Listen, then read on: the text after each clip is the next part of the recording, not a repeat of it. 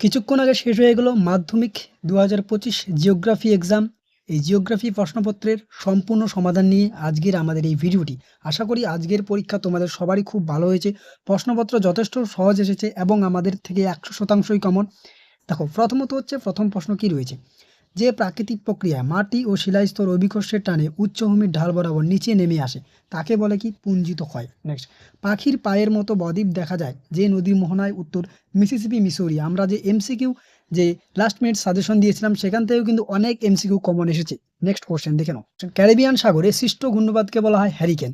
অধ্যক্ষেপণের একটি উদাহরণ হলো স্লিট। ওকে, নেক্সট, দক্ষিণ গোলার্ধে সমুদ্র স্রোত বাম দিকে বিক্ষিপ্ত হয় কারণ পৃথিবীর আবর্তন গতির জন্য। বর্ষাকালে ভরা কোটালের সমুদ্র স্রোত সমুদ্রের জল প্রবল বেগে নদীর মোহনা দিয়ে ভেতরে প্রবেশ করে তাকে বলে কি বান ডাকা। একেবারে কমন এমসিকিউ এর মধ্যেও ছিল আমাদের। নিম্নলিখিতগুলির মধ্যে পরিবেশের সর্বাধিক ক্ষতিকারক দূষক হলো কি? উত্তর পলিথিন।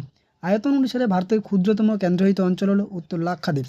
নেক্সট, দিহং দিবং লোহিত নদীর মিলিত প্রবাহের নাম কি? ব্রহ্মপুত্র, যেটি আসামে প্রবাহিত। নেক্সট, পরবর্তী প্রশ্ন, হিমালয়ের একটি সরলবর্গীয় উদ্ভিদের উদাহরণ হলো পাইন। নেক্সট, নিম্নলিখিতগুলির মধ্যে মিলেট শস্য চিহ্নিত করো। মিলেট হচ্ছে রাগী। ভারতের প্রথম কাপড় কল স্থাপিত হয় কোথায়? ঘুষুরিতে। কলকাতা ও দিল্লিকে সংযোগকারী জাতীয় পদ হলো কত? NH-44। নেক্সট, ভারতের উপগ্রহ চিত্র প্রকাশ করে উত্তর হচ্ছে ইসরো। ক্লিয়ার, ইসরো। নেক্সট, মরু অঞ্চল। এরপরে আমরা দেখে নিচ্ছি শুদ্ধ অশুদ্ধ। মরু অঞ্চলে বায়ু ও জলাধারার মিলিত কার্যের ফলে সৃষ্ট অস্থায়ী হ্রদগুলিকে বলে প্লায়া। একদম সঠিক, এটি শুদ্ধ। উল্কাপিণ্ড স্ট্র্যাটোস্ফিয়ারে পুড়ে ছাই হয়, এটা অশুদ্ধ। ভূপৃষ্ঠ সংলগ্ন বায়ুস্তর প্রধানত উত্তপ্ত হয় বিকিরণ পদ্ধতির সাহায্যে, এটিও শুদ্ধ। নেক্সট, শুক্ল ও কৃষ্ণ পক্ষের অষ্টমী তিথিতে সমুদ্রে ভরা কোটাল দেখা যায়, এটা অশুদ্ধ। সিমেন্ট কারখানায় উৎপাদিত বর্জ্য পদার্থ বায়ু দূষণ ঘটায়, এটা শুদ্ধ। হিমালয়ের পাদদেশ অঞ্চলে নুড়ি ও বালি পরিগঠিত সমভূমি অঞ্চল বেট নামে পরিচিত, এটি হচ্ছে তোমাদের অশুদ্ধ। এটি কিন্তু একবার কমন এসেছে। ভূবৈচিত্র্য সূচক মানচিত্রে ভূমিভাগের দূরত্ব মানচিত্রের দূরত্বের অনুপাত স্কেলের দ্বারা নির্দেশিত হয়, এটিও শুদ্ধ। ক্লিয়ার, এটিও শুদ্ধ। এরপরে আমরা পরবর্তী দেখে নিচ্ছি। দেখো, নেক্সট তোমাদের কি থাকছে? পরবর্তীতে তোমাদের থাকছে শূন্যস্থান পূরণ। নাম্বার 1, যে প্রক্রিয়ার মাধ্যমে ভূপৃষ্ঠের উপরিভাগের ভূমিরূপের বিবর্তন ও পরিবর্তন ঘটে তাকে বলে বহির্জাত প্রক্রিয়া বা পর্যায়ন আমরা বলতে পারি। একেবারে কমন প্রশ্ন।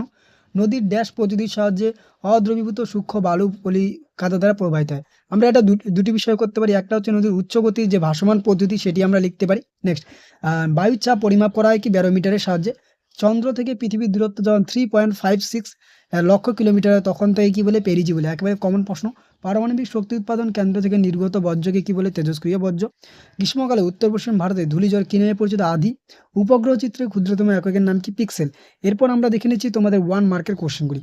নাম্বার 1 কোশ্চেন, পর্বতের পাদদেশে নদীর কার্যের ফলে যে শুষ্ক নয়, এখানে ভুল রয়েছে, শুষ্ক নয়, এখানে শঙ্কু হবে। শঙ্কু আকৃতির ভূমিরূপ সৃষ্টি হলে তাকে কি বলে? পলল শঙ্কু।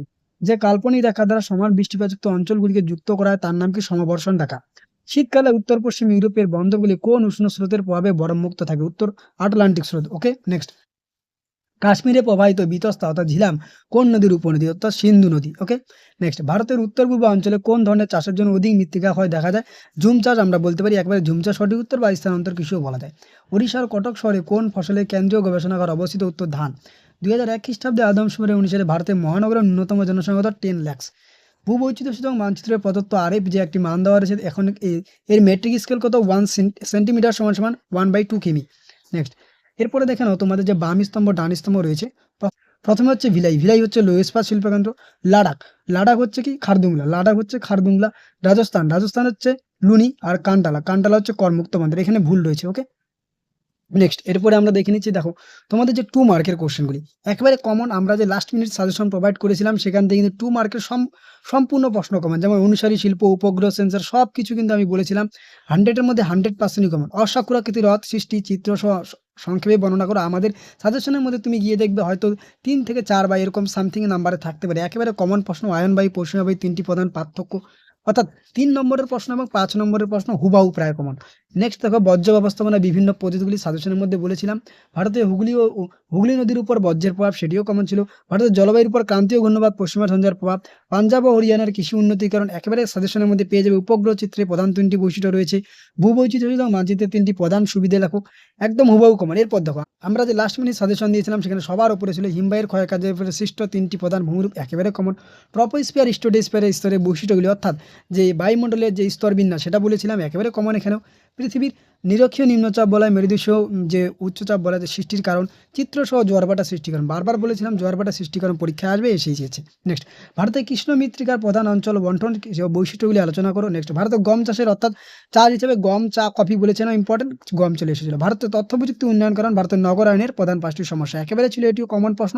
এরপর দেখো আমাদের যে ম্যাপ পয়েন্টিং একেবারে যেই ম্যাপ পয়েন্টিংগুলি বলেছিলাম তার মধ্যে 100% প্রত্যেকটি কমন। ম্যাপ পয়েন্টিং তোমরা দেখে নাও, সে সাতপুরা পর্বত, মহানদী, কোল্লুরু, সর্বাধিক বৃষ্টিপাতযুক্ত অঞ্চল, ইক্ষু উৎপাদক অঞ্চল, পূর্ব ভারতের একটা ইঞ্জিনিয়ারিং শিল্প, সম্পূর্ণ কিন্তু কমন ছিল। ওকে, তো আজকের পরীক্ষা আশা করি সবার ভালো হয়েছে। তো সবার পরীক্ষা কেমন হয়েছে তা অবশ্যই আমাদের কমেন্ট বক্সে কমেন্ট করে জানিও।